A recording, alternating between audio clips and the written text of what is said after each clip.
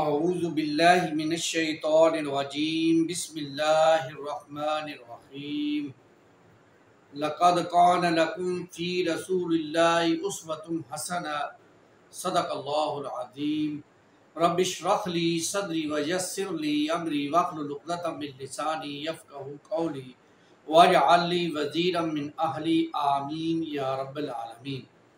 اللہم صلی علی محمد وعلی آل محمد کما صلیت علی ابراہیم وعلی آل ابراہیم انک حمید مجید۔ اللہم بارک علی محمد وعلی آل محمد کما بارکت علی ابراہیم وعلی آل ابراہیم انک حمید مجید۔ اللہ تعالیٰ کا لاکھ لاکھ شکر ہے کہ اللہ تعالیٰ نے ہمیں مجھے آپ کو نبی پاک صلی اللہ علیہ وسلم کی امتی ہونے کا شرف عطا کیا۔ رسول اللہ صلی اللہ علیہ وسلم جب دنیا میں تشریف لائے، اس وقت کا جو زمانہ تھا، اس وقت کا جو دور تھا، اس دور کو زمانہ جہلیت کہا جاتا ہے۔ اس دور میں لوگ ایک دوسرے کے دشمن تھے، ایک دوسرے کے جانی دشمن تھے۔ کبھی پانی پینے پلانے پہ جھگڑا ہو جاتا تھا، کبھی گھوڑا آگے بڑھانے پہ جھگڑا ہو جاتا تھا۔ پھر نبی پاک صلی اللہ علیہ وسلم کو اللہ تعالیٰ نے یہ حکم دیا کہ آپ اس معاشرے میں اپنے اخلاق اور اپنی تربیت سے ایک ایسا معاشرہ قائم کر دیں کہ جس معاشرے کی مثالیں پھر لوگ دیا کریں گے۔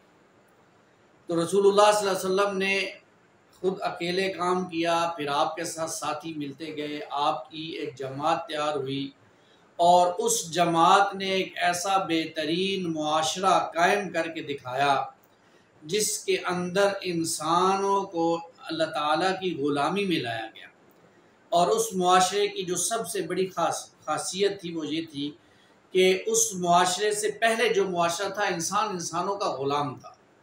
تو رسول کریم صلی اللہ علیہ وسلم نے جو سب سے بڑا کام کیا، جو سب سے اہم کام کیا، وہ یہ کام تھا کہ لوگوں کو لوگوں کی غلامی سے نکال کر اللہ کی غلامی میں لایا۔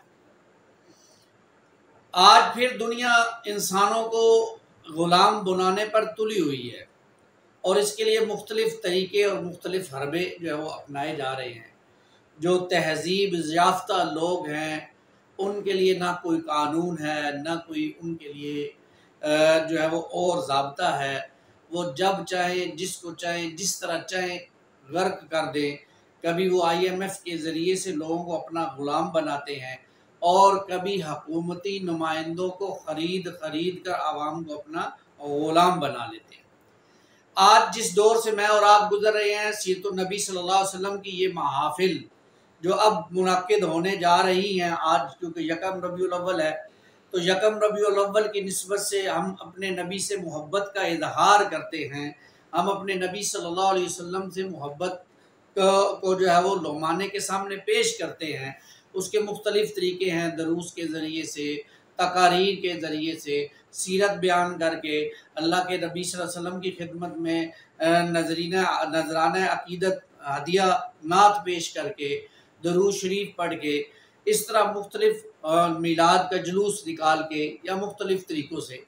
اس میں ضرورت اس بات کی ہے، پہلی بات تو یہ ہے کہ ہم یہ دیکھیں کہ ان کاموں میں بھی جو کام مناسب نہیں ہے یا ایسے کام جو عوام نے خود سے شامل کر لیے ہیں، ان کو علماء حق سامنے آ کر لوگوں کے ان نیک معاملات میں سے ان کو نکال دیں۔ جیسے آج کے دور میں معذرت کے ساتھ ہمارے ہاں گانے کی طرز پر نعتیں پڑھی جا رہی ہیں، ڈھول کی تاب کے ساتھ جلوس نکالے جا رہے ہیں، بانسریاں بجائی جا رہی ہیں، بھنگڑے اور ڈانس کیا جا رہا ہے۔ یہ وہ پہلو ہیں جن پہلوؤں پر رسول اللہ صلی اللہ علیہ وسلم نے امت کو منع کیا ہے۔ آج ہم اسی نبی کے نام پر ان کاموں کو کرنے جا رہے ہیں اور کر رہے ہیں۔ پھر ایسی محفل، ایسا معاملہ، ایسا کام جس سے کسی دوسرے کو کوئی تکلیف پہنچے، جس سے کسی دوسرے کے ساتھ کوئی معاملہ ایسا ہو جس سے اس کے معاملات میں خلل آئے، وہ معاملہ بھی کیسے درست ہو سکتا ہے؟ سوچئے۔ اتنی اونچی آواز میں سپیکر استعمال کرنا، ساتھ والے گھر میں پڑوسیوں کے کوئی بیمار پڑا ہو، کسی کو آواز کی سے مسئلہ ہو، تو ایسے حالات میں ہمیں اپنے ارد گرد اڑوس پڑوس سے پوچھ لینا ضروری ہے۔ پھر ایسی جگہ پر محافل کا انعقاد کرنا جہاں آنے جانے والوں کو تکلیف نہ ہو، تاکہ باقی لوگ اپنی زندگی کو بھی آسانی کے ساتھ گزار سکیں۔ ان پہلوؤں کی طرف خصوصی توجہ کی ضرورت ہے، اور علماء حق کو چاہیے کہ اپنے فالورز کو ان چیزوں کی تعلیم دے۔ دیکھیں، رسول اللہ صلی اللہ علیہ وسلم کو اللہ تعالیٰ نے دنیا میں بھیجا، اور آپ صلی اللہ علیہ وسلم کو رحمت للعالمین، تمام جہان والوں کے لیے رحمت بنا کر بھیجا۔ تو رسول اللہ صلی اللہ علیہ وسلم کی رحمت زندگی کے ہر شعبے اور ہر انسان کے لیے ہے۔ آپ صلی اللہ علیہ وسلم کی زندگی، آپ صلی اللہ علیہ وسلم کو اللہ تعالیٰ نے بطور نبی رحمت بنا کر بھیجا۔ آپ نے ہمارے عقائد درست کر دیے۔ آپ صلی اللہ علیہ وسلم کو اللہ تعالیٰ نے بطور نبی رحمت بنا کر بھیجا۔ آپ نے ہماری معاشرت کو درست کر دیا۔ آپ صلی اللہ علیہ وسلم کو اللہ تعالیٰ نے نبی بطور رحمت بنا کر بھیجا۔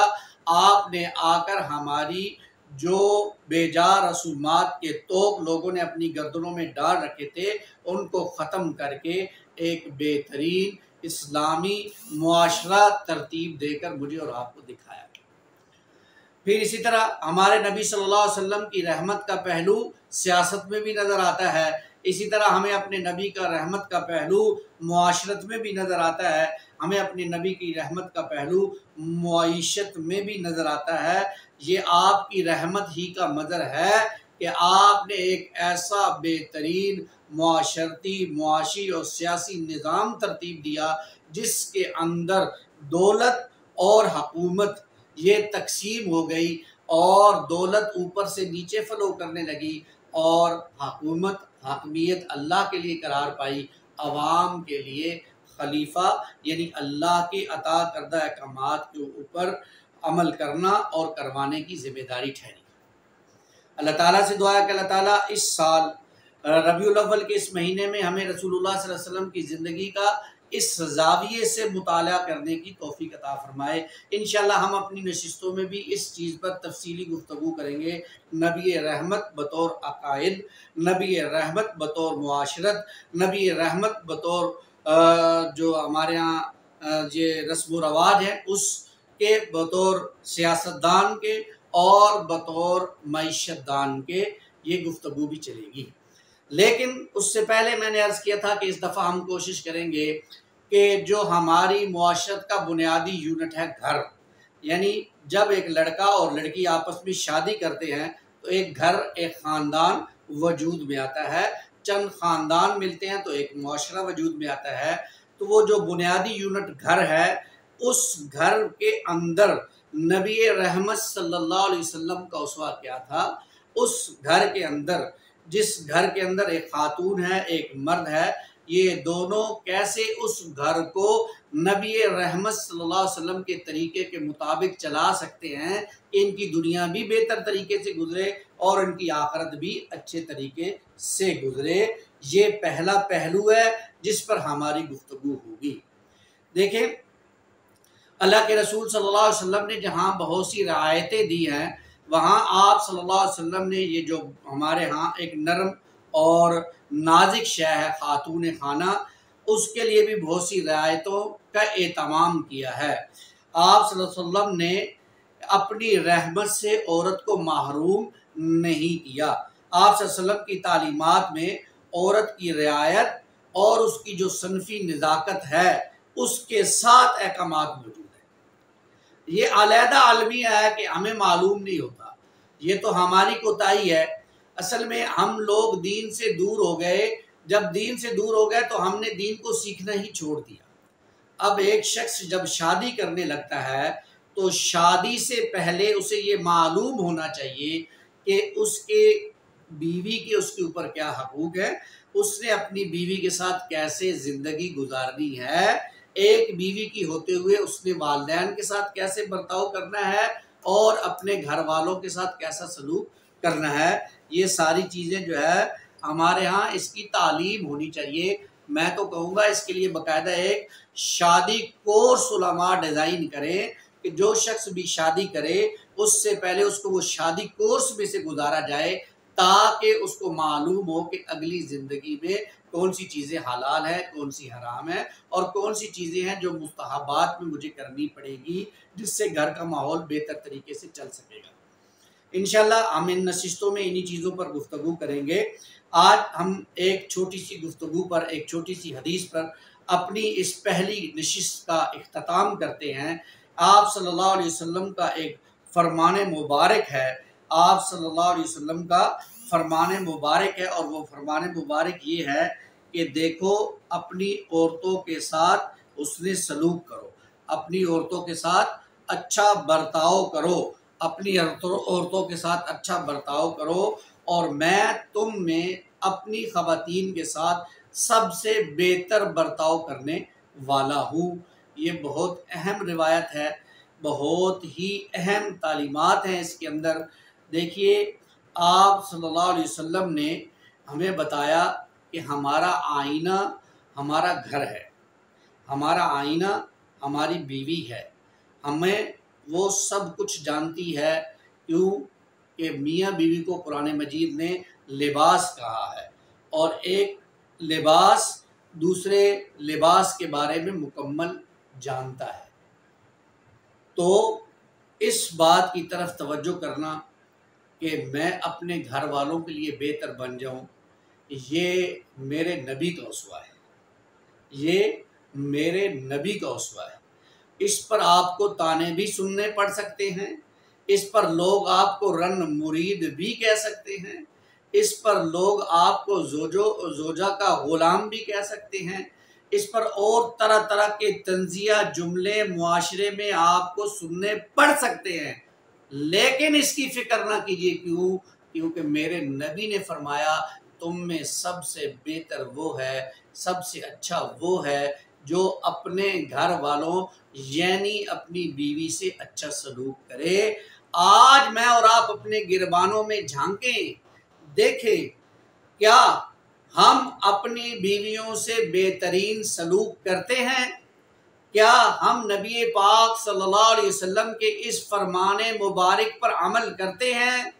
کیا ہم اپنی بیویوں کو جو ہے وہ جائز جو ان کے حقوق ہیں ان کو دیتے ہیں یا نہیں دیتے، یا بے جا پابندیاں لگا کر ہم نے ان کی ناک میں دم کر رکھا ہے؟ اس بات پر مجھے اور آپ کو اللہ خود غور کرنے کی توفیق عطا فرمائے۔ ہم غور کریں گے تب ہمارے معاملات سدھریں گے، ہم غور نہیں کریں گے سیرت النبی کا پھر ایک سال بعد موقع آئے گا۔ دیکھیں ہر سال اس چیز کی طرف توجہ ہو کہ اس سال اس سیرت کے موضوع پر، اس سال اس ربیع الاول کے مہینے میں نے کم از کم اپنی 30 عادات کو تبدیل کرنا ہے، اور ان میں سے پہلی عادت جو مجھے اپنانی ہے وہ یہ ہے، تم میں سب سے بہتر وہ ہے جو اپنے بیوی بچوں کے لیے بہتر ہے۔ اللہ تعالیٰ مجھے اور آپ کو اس پر عمل کرنے کی توفیق عطا فرمائے، آمین یا رب العالمین۔